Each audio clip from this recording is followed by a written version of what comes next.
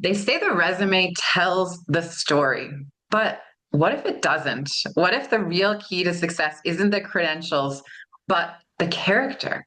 Today, we're diving into that question with David Cohen, founder of DS Cohen and Associates, a global leadership consultancy that's helping organizations across 5 continents see beyond the resume and hire for what truly matters: values, behavior, and heart.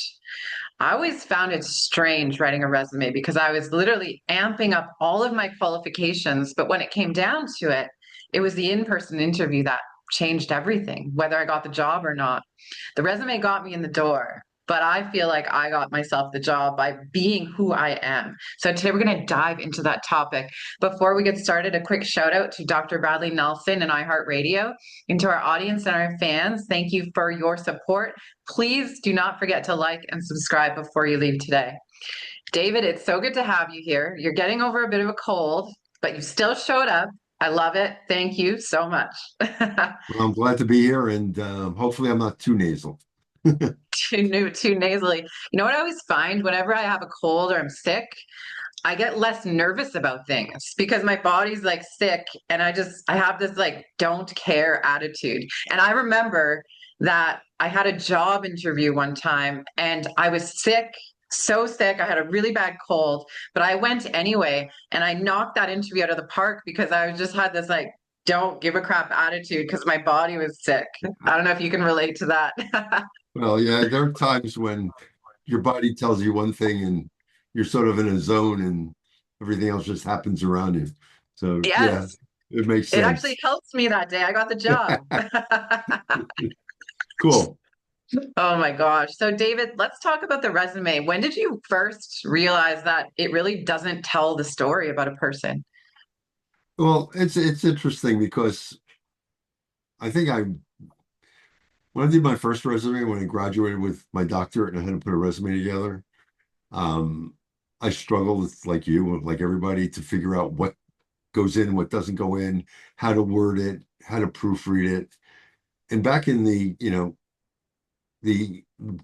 horse and buggy days when I did this, uh, Yeah, before I had to, AI days. well, it was before even word processing. So you had Right. to Yeah. take it and get it professionally typed up, and then you had to get really expensive paper and print 500 of them and hope you use all 500 at some time. And you couldn't change it, customize it specific to the job posting or the job you were going to be interviewed for. You Right. could do that. You could do a little bit of that in the cover letter if you send a cover letter. Right. But if you didn't do all that, so it's evolved exponentially, the whole That's an process. interesting point, actually. I never thought of that. Like back in your day, I'm not aging you, but you literally had one shot and you had the You same had resume over and over again. Right. And if you wanted to create two resumes, then it was twice the expense because you had to get it printed twice and typeset twice and proofread twice. And God forbid there should be a spelling error because there was always those that when they see a spelling error, even today, they're going to disqualify the resume. So you didn't want to Yeah. run that risk. And then about 2 or 3 years into working with organizations on recruiting, I came to the realization that they're fabrications. I won't call them lies. They're fabrications on resumes to Yeah. enhance one's visibility. And Yeah. then what I realized was when my son graduated university, while he was at university, he had done something very interesting at Queen's University, not Queen's, at Western. The local school district was having problems finding monitors for lunchtime for the schools. And because of budget cuts, they were cutting after school programs. So he took his fraternity and said, we're going to volunteer and go into the community and we're going to set up a schedule and everybody in the fraternity has to abide by it. And we're going to do after school programs or we'll do lunch monitoring.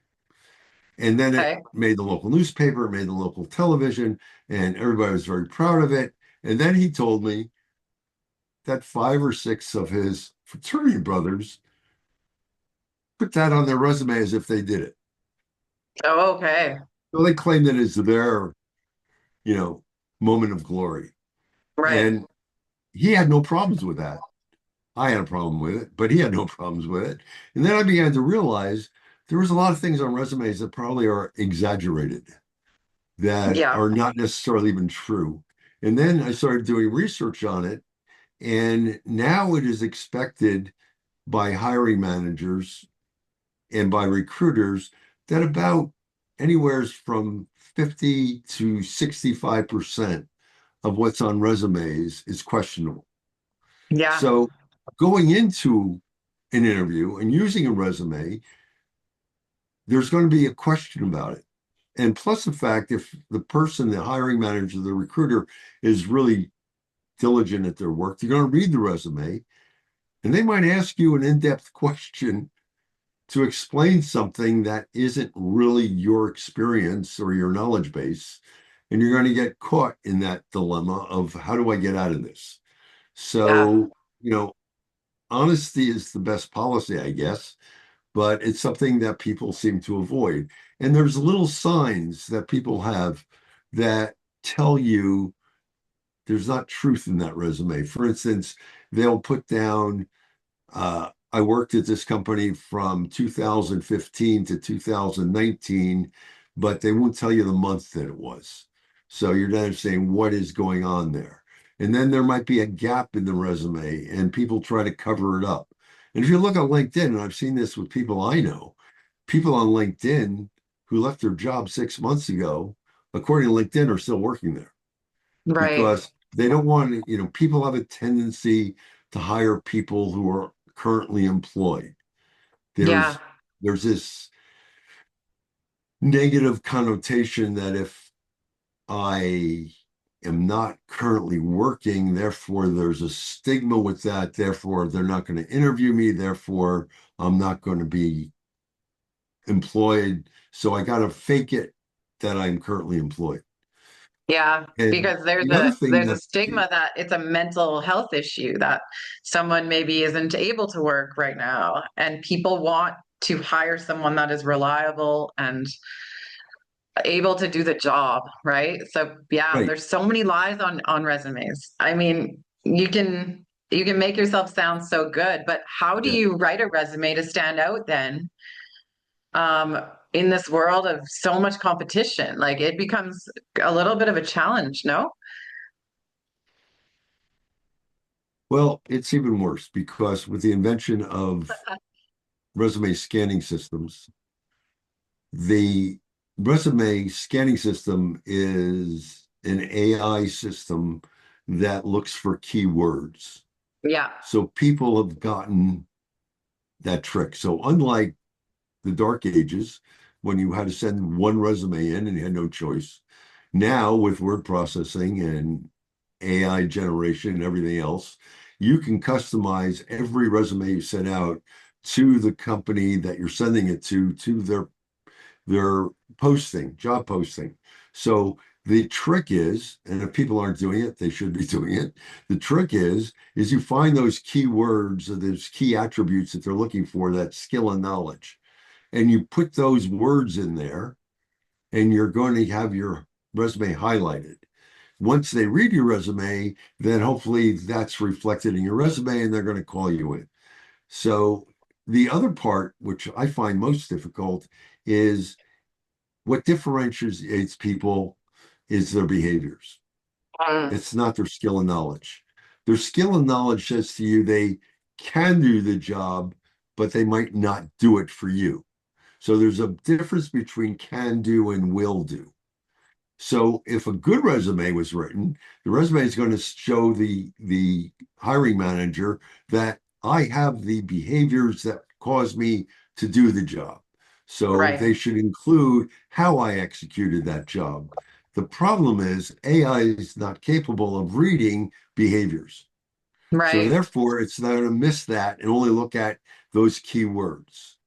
But if you get past that, you have the keywords that identified you, then by having how you did the job buried in there in two or three sentences or two or three bullet points, then you're going to have an advantage because people are hired for their skill and knowledge, They're hired for their education, they're promoted for their success, and they're fired for their interpersonal behaviors.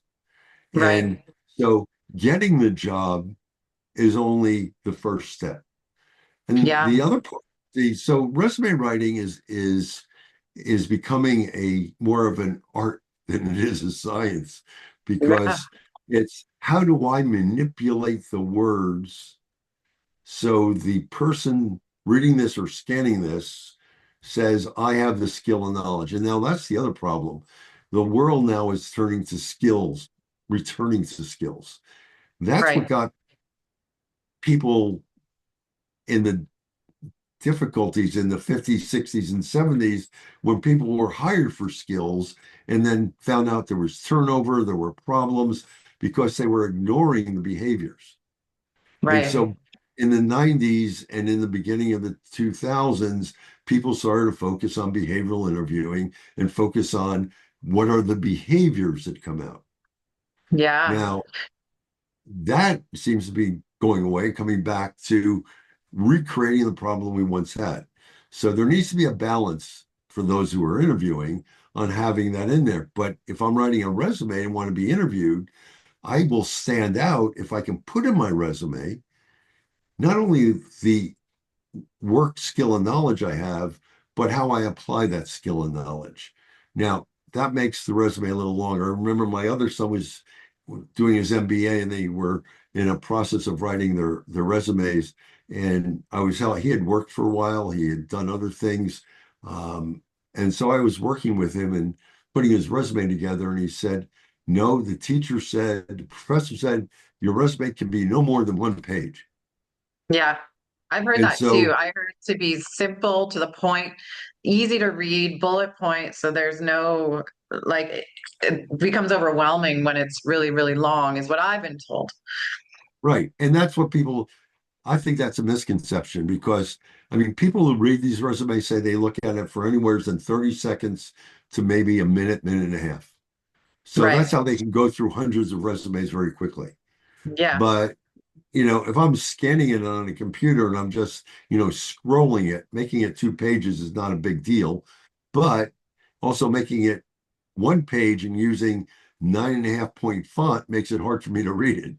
So, That's true. and that's what they were doing back then. He was blowing up the margins so there was almost no margins and using lower font and using less spacing in order to give it a little bit of white space and to make it look nice. But it didn't really capture who he was. Yeah. And the resume is nothing more than a calling card, Mm, and it's to get you in the door. And you're absolutely right in what you said earlier. Once you're in the door, that resume doesn't really matter. yeah.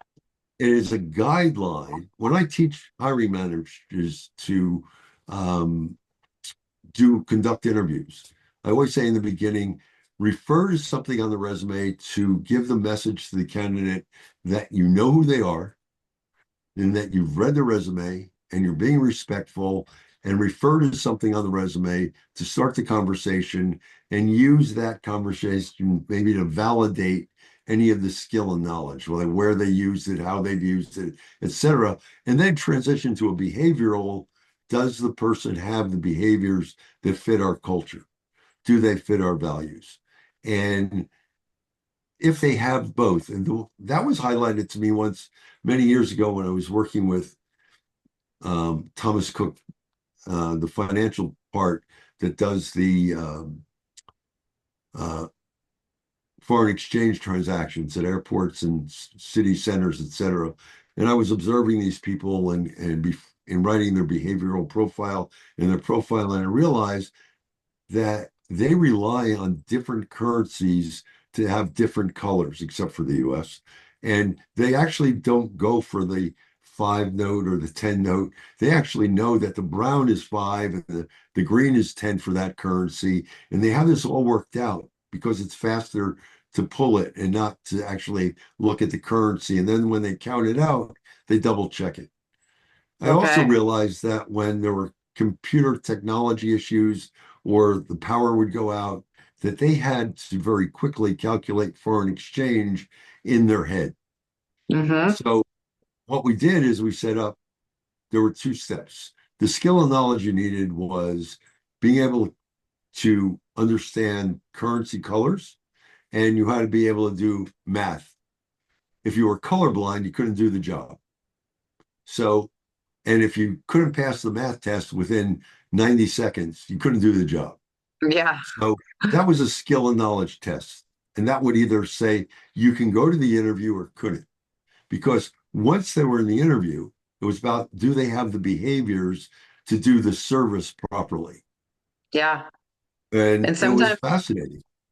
that is fascinating. And it's interesting because sometimes you think that someone, by their appearance, you judge them, aren't going to do a good job at certain things. And then they end up knocking it out of the park. And it all comes down to the values, like you talk about. In my 20s, I applied for this job because it was really high paying and it was coating sewer pipes. So I am a young lady. I'll be honest, I knew nothing about sewer pipes. But I knew that I had the drive and the dedication to work from home and that I could have the self-discipline to do so. So I asked them to give me a chance. And there was two of us. There was two candidates. One of them was super nerdy. She was really book smart.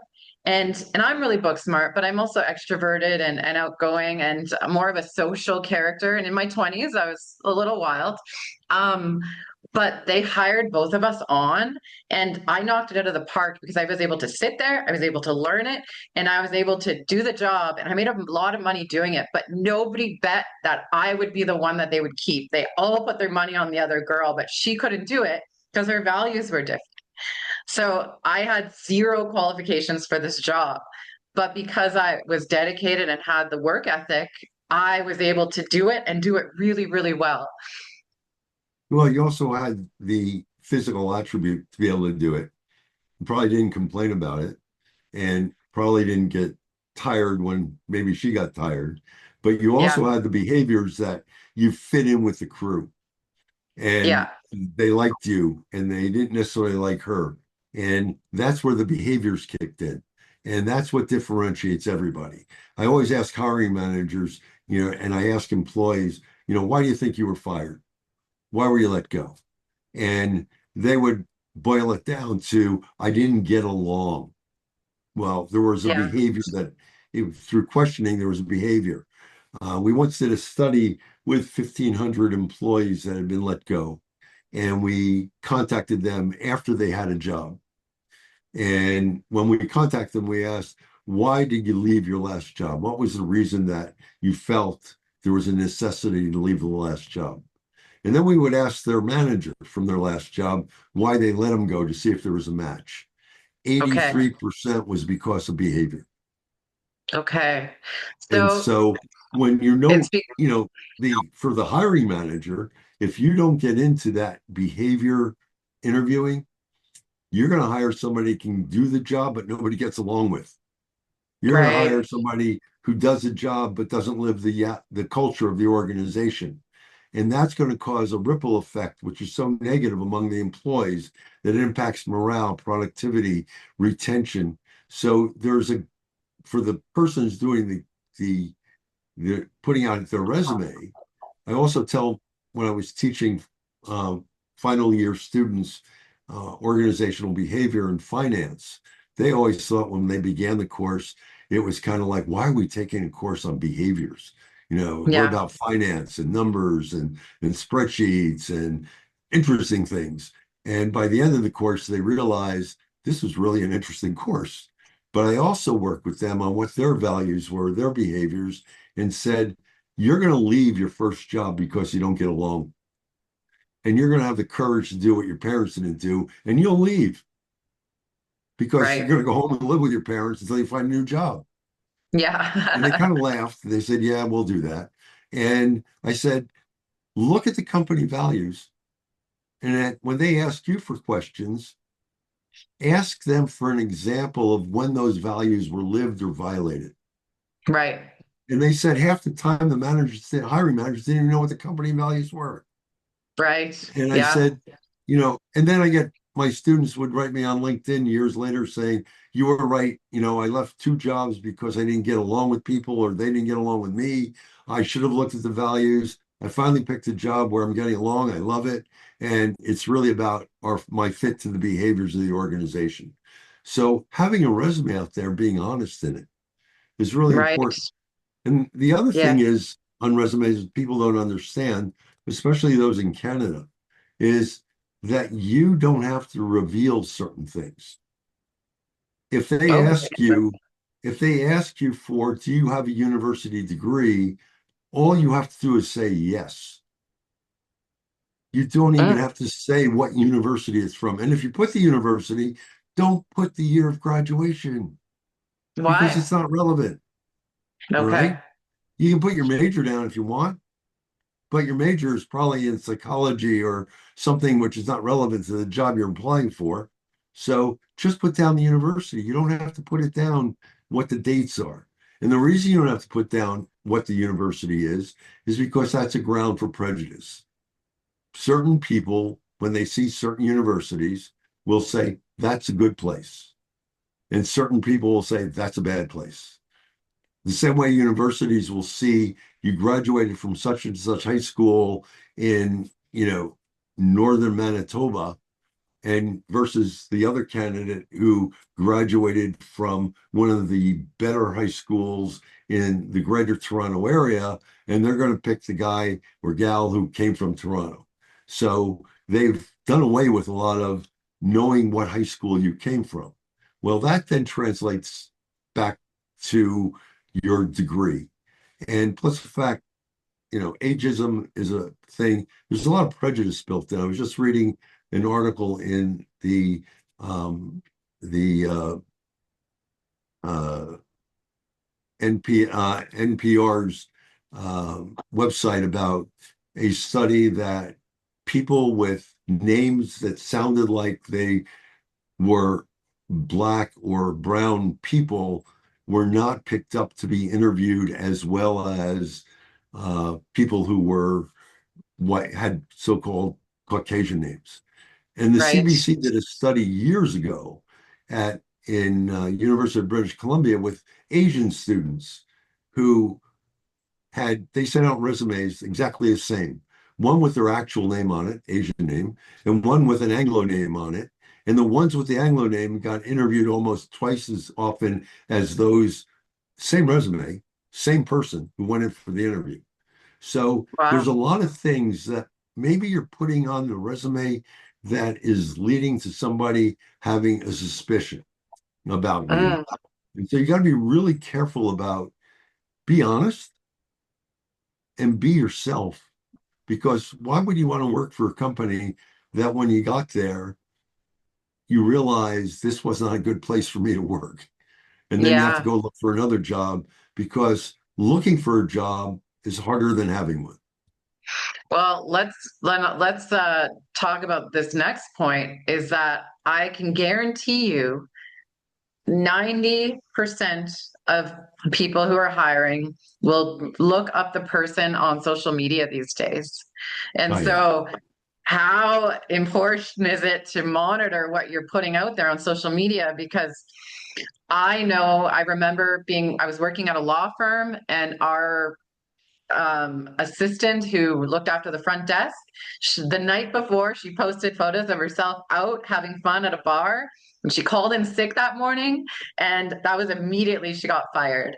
And social media can really highlight different parts of us. Even if we don't think we're putting out that image, people judge us based on what we're putting out there. So, how important is social media Well, these days? yeah, my nephew defriended me on Facebook because he was underage and had pictures on Facebook of him drinking, et cetera, et cetera. And he wanted to go in, he was studying to be a chef. And I said, well, if a restaurant sees that you're an underage drinker, they're going to figure you're going to serve underage drinkers.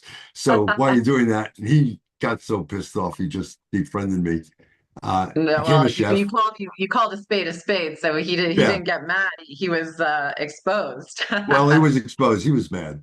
Um, he's no longer in the culinary business. He's found out it was not for him, but and he was very good at it, but he left it. The fact is that people look on LinkedIn and they look on Facebook, they look on Instagram, they look on TikTok. Your media footprint is going to be examined, even though technically it's not something that should be done. Yeah. And those who have been fired because of what they put on non-professional websites have gone to court, and the courts are all over the place in how they decide on that.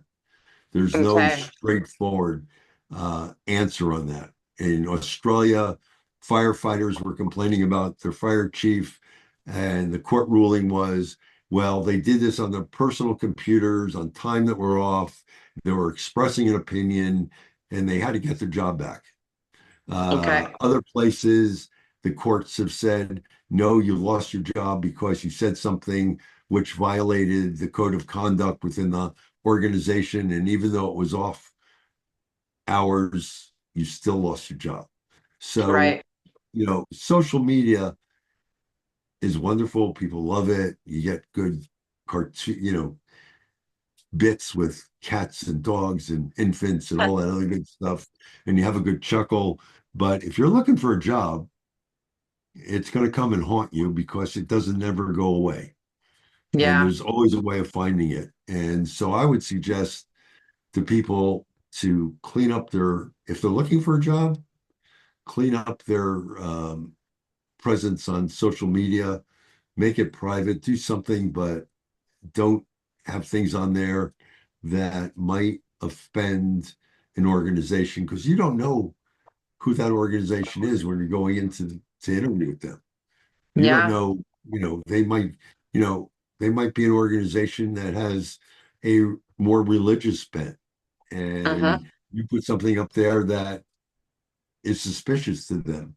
And so suddenly you're not getting an interview. You're wondering why, because you were, quote, a perfect fit for the job. Yeah. Uh, you got to be careful. Social media is something which has caused a lot of problems.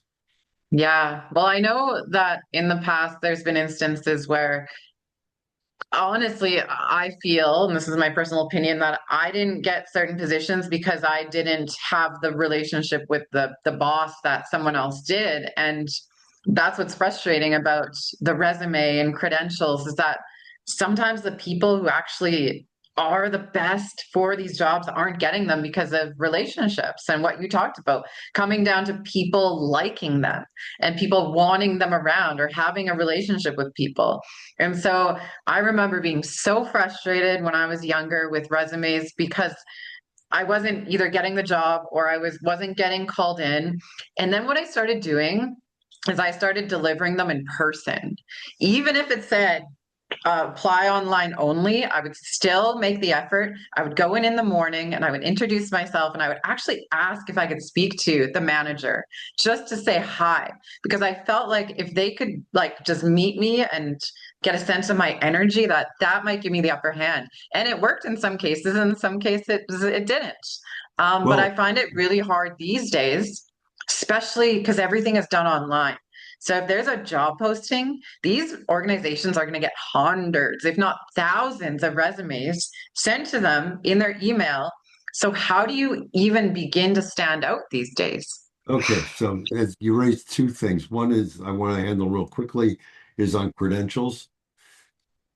People have a way of checking credentials, and there are cases. I was doing consulting work at the University of Notre Dame, and the coach that they hired was a high-profile coach, had put on his resume that had a university degree because he figured that he was going to Notre Dame. He better have a university degree.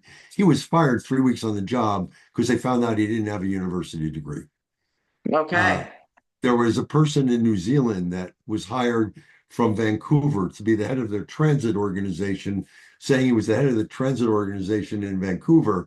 They never checked that. And a tourist who happened to read the newspaper that day wrote to the organization and said, this person was never the head of transportation, and he lost his job. And there Wow. are so many. I mean, if there's the movie Catch Me If You Can. That's a Oh true yeah, yeah, story. Like there are a lot of people out there that aren't the people you think they are and don't have the degree. So be honest about it. Otherwise, you're going to lose your job instantly. And it's an immediate grounds for Especially dismissal. these days. These days, there's cameras and people everywhere. Yes. So now here's the thing. You want to get a job, I would say find the companies, the area you want to work in, and find the companies that you feel have the environment and are doing things the way that you want them done. And use LinkedIn to connect with people in that organization in jobs that you want to apply for. Whether you're going to be an engineer, whether you're going to be a researcher, whether it's marketing, and connect with them as an interested party. And then look to see if they're posting anything like, we're having this problem or we're doing this or this is coming up and respond to those things with Oh, that's what smart. you think are answers. Then, if they are, the person writes back to you, and then you say, "Oh, by the way, if you see there might be a posting, if you're looking for somebody in this field, excuse me, then you're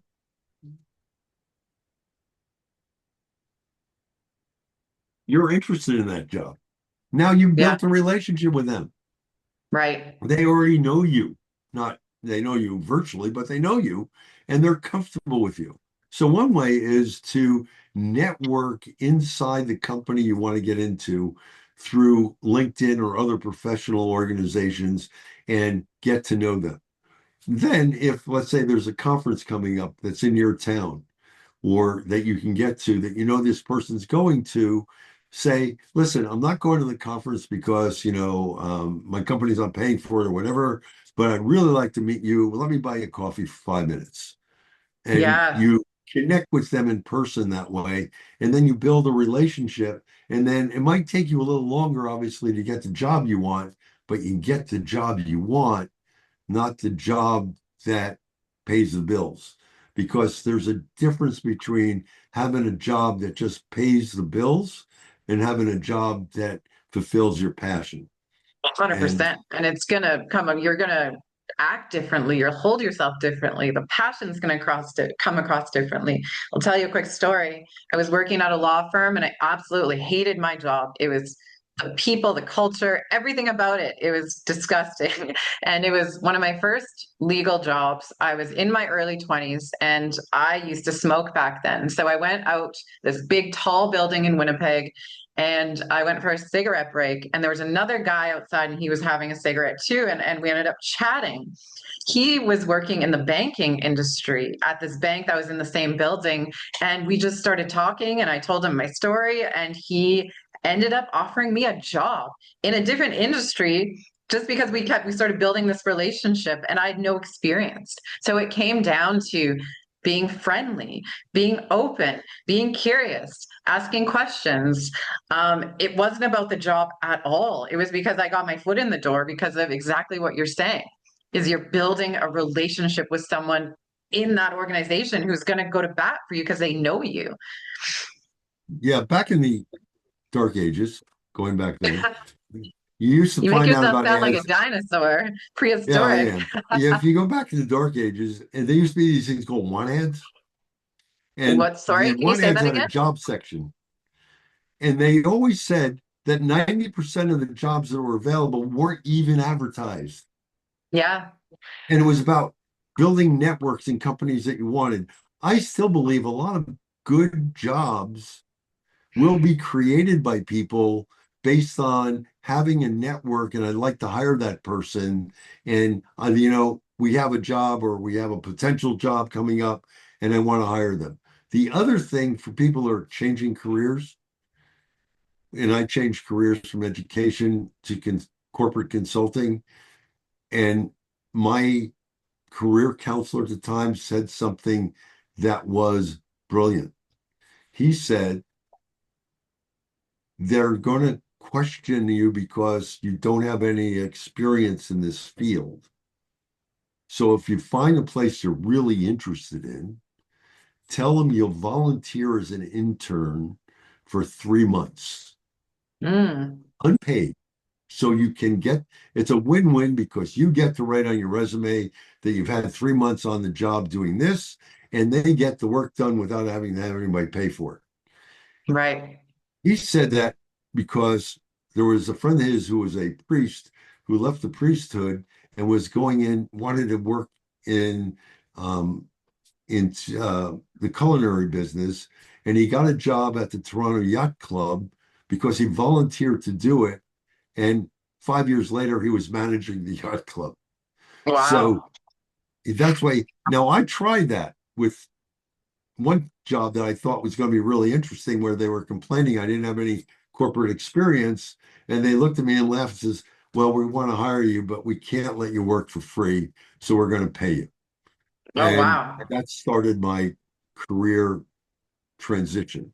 But that's another thing you can do. If you're looking for a job and you don't feel you have the experience and you have the ability because you have some money or you're living at home or whatever, then volunteer to do the work for a little while. And if you do a good job, be surprised. They probably give you a retro pay and hire you. So Wow. give it, do something that's different. And here's another thing, which I always say to people, if you're looking for a job, you get the interview, and this sounds really crazy, write a handwritten note, put a stamp on it, and send it to the person that interviewed you and thank them. Because when they get that piece of mail, open it up, and they're saying, I never got a piece of mail other than, these flyers and notices from my bank. Yeah. They're going to remember that. And it's handwritten. Now, my granddaughter, who's in grade 5, who's learning cursive and cursing that she has to learn cursive, might not be able to write a handwritten note when she's looking for a job, but most people still can. So use that to your advantage. Do something that makes you stand out. Yeah, that's so important. So you've worked with so many firms and governments across 5 continents. What is one universal truth about people that you think keeps showing up? That's interesting. People show up. It's the fact that, do I get along with that person? Do I have a behavior that fits that person's characteristics? It's not a matter of bias. It's a matter of, can I get along? If I have the same values and the same sort of attributes, therefore it's safe to disagree with that person. It's not about, this person is a certain religion, this certain is a certain background, they went to a certain university. That's not it. It's about, can I get along with this person? Do I have the behaviors? Do I have a similar value set? And am I flexible in listening to that person? And most people don't ask the right questions. And when they ask the right questions, they don't necessarily listen enough.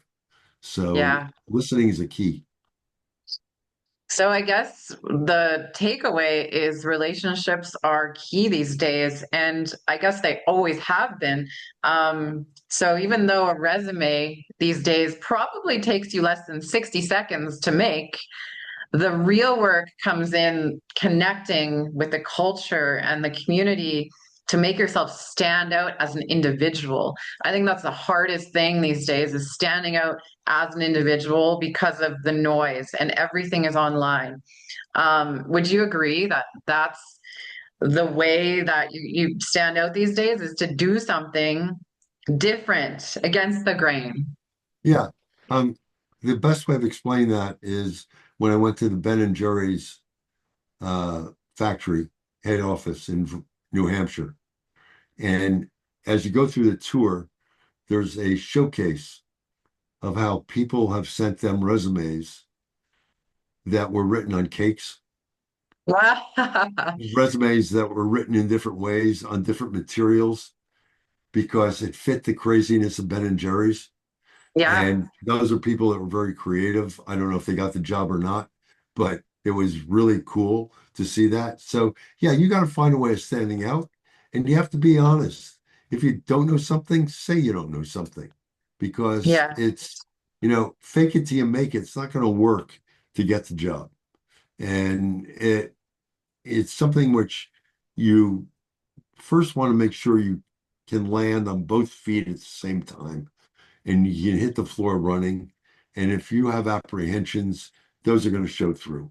So be honest, be upfront, and even the introvert, extrovert, no matter what you are, you need to be able to say, this is who I am, this is what I've done, this is what I know and don't know, and this is what I'm willing to learn.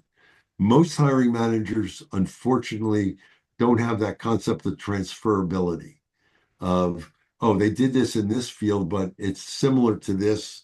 And most want, little round pegs to go in round holes. And so Yeah. you've got to, I'll give you one example. A friend of mine was, we were out for dinner, and the couple, she had just finished her degree in library science, and she was going in for a job interview, and she was very apprehensive because she hadn't she had a 20-year gap in her resume. And she said, I'm going in against all these younger people that have continuity in their resume. I got this 20-year gap. And, what am I supposed to do? And I said, well, wait a second. What are the attributes, the behaviors, the characteristics that they're looking for in a librarian? And they're about time management, about getting things done on time, about organizing things. And I said, so you have three daughters, middle school through high school, two in high school. You take them to different events every morning before school. You pick them up or get them to other events after school. You volunteer for two organizations. You organize things. You do this, this, and this. So when they ask you a question on, are you organized? Don't say yes. Say, let me explain to you how I'm organized. Let Mm, me explain to you how I juggle three teenage girls, getting them to school on time and getting them to participate in different events. right. Well, she got the job offer at the interview. Wow. Yeah. That is time organization at its finest right there. Yeah. And so don't give a yes or no answer when you're at the interview. Give an explanation of how you use that skill or knowledge, how you did it, not what you did. What you did is on the resume. How you do it is missing. And so do that. And the other thing which I would warn you with, they ask these innocuous questions which don't mean anything, like, what are you going to do in 5 years? Or what's Oh, your I hate strength those and weakness? questions. Yeah, what's your strength and weakness? And I actually went on AI, asked that question, how do you answer that? And then I at an interview training course, I use that. People really like the answer. And I say, well, that's an AI answer. People are going to be using AI to prep for interviews, and they're going to come in with these pre-recorded answers in their mind, and they don't tell you what they actually do. There's no real meaning of what your strength and weakness is, because what's your strength, what's your weakness? I work really hard, I put in too much effort, I have no life. What's your weakness? What's your strength? I work really hard. So, you can turn your strength into weakness, your weakness into a strength. You can flip them around, you can play with them. They're meaningless. Try to answer the question in a way that shows who you are, not the answer that you think they want. Right. Yeah, absolutely. So tell us a little bit about the work that you do and where people can find you. Well, the work I do is usually with corporate leaders on values and behaviors and organizational culture, and applying that to different aspects of talent management, not only hiring, constructing behavior, interview training and processes, but also performance management, succession planning, etc. And my new book, which is Selecting the Best, is out, which would be good for any hiring manager, any recruiter. But as we talked about today, it'd be really advantageous for those who are looking for a job to know what the hiring manager is looking, what they're doing sort of behind the curtain. So it's really for those looking for a job as well as those that are looking to hire people. They can reach me at my website, which is sagltd.com. here in Toronto, and that's about it. Okay, so what brought your passion to life? Like why were you called to this type of work? I really felt that I wanted to make a difference in the way people are treated. And that's why I was in education. I was in education focusing on, you know, adolescents to have honest dialogue about difference of opinions and different perspectives on the world and looking for their moral, help them find their moral center. And when I got into the corporate world, I focused on behaviors, and eventually that evolved to working on what are the behaviors of the culture, the values of the organization, and how do those values make a difference? And what's the impact on an organization when they have people that are aligned with the values, aligned with the purpose, the vision, and those companies are those that are always outperform those that the alignment's not there. So my passion has always been around social justice and doing the right thing, not the easy thing, and helping people understand what their alignment is, what their values are, and how can they understand their values. Yeah, what's funny is every time I go to a Starbucks, or every time there's a couple others places that I go to, the culture is so up and be upbeat and friendly. Every time I walk in, there's maybe been one or two experiences where it hasn't been that way, but the staff have been so friendly, so much fun. I don't want to leave. I want to just hang out there all day because That's the what's, culture is just so upbeat. yeah, And it makes such a big difference. If there's one person in there that has a negative attitude, or you can feel that they don't belong there, it's very, very obvious. And I truly agree with you. I think that's what makes businesses thrive. yeah, it does. And that's what, Starbucks, when they were founded and started to expand, their whole focus was it's a meeting place. It's a place, to enjoy coffee as well as to hang out, so to speak. And it was a fun place. And you really see that without naming another name. Well, if you go to that other Canadian coffee shop, it's in and out. It's not about customer service. It's about Yeah. speed of service and not necessarily Yes. accurate service. So it really makes a difference. And that Yeah. And is, I'll pay $10 for a coffee for the experience. well, or just being treated nicely. Just being treated nicely or getting my Now I was name working, fun written on on the cup and people asking me how my day is going. yeah. And I'll tell you that I work with Starbucks and was one of my clients. And when they were expanding into China, because the Chinese personality wasn't like that to set that environment up, I was friendly with, and I knew the head of human resources for the Asian area. And when I was going to China, she said, "We're having a real problem there getting the atmosphere to be just as you were explaining it." And when I was in Shanghai, I happened to see a Starbucks, so I went in, and their atmosphere was almost perfectly aligned with what they wanted. So I wrote to her and said, "Well, there's one place in China that's working, and you could Wow. feel it, and more people were attracted there." So you're absolutely right. And you look at that at Home Depot, you look at that at there's a lot of places where it really works. You look at that at, the people who work in Patagonia. That there's a lot of places where that alignment is really there, and people know it, and they live with it. It's very interesting.